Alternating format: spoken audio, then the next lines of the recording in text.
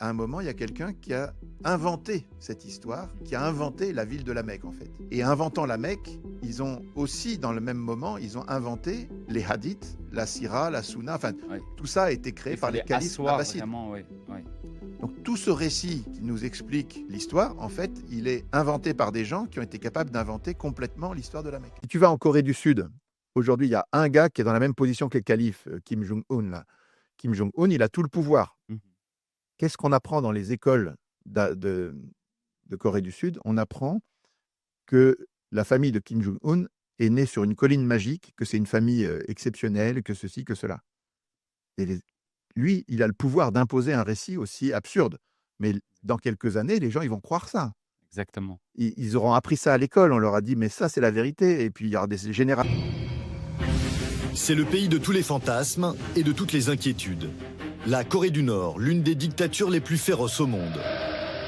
À sa tête, Kim Jong-un, un chef d'État à la fois mystérieux et fantasque.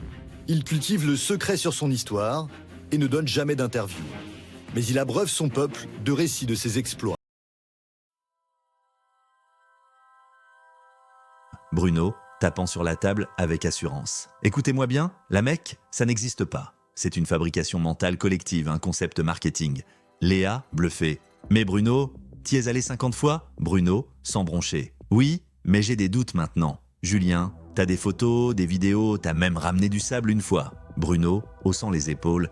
Peut-être que c'était un décor, comme dans Le Truman Show. Je commençais à trouver ça trop bien organisé, trop propre. C'était suspect. Léa, donc, t'es en train de dire que t'as fait 50 voyages dans un endroit qui, selon toi, n'existe pas? Bruno, exactement. J'ai peut-être été manipulé.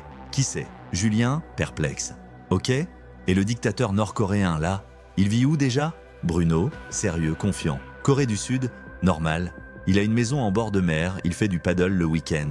Léa, tu réalises que t'es en train de nier un lieu que tu as physiquement visité 50 fois et de relocaliser un dictateur dans un pays démocratique? Bruno, souriant, je suis pas fou, je suis éveillé. Julien, à Léa en chuchotant, faut lui couper Internet. Et peut-être lui offrir un GPS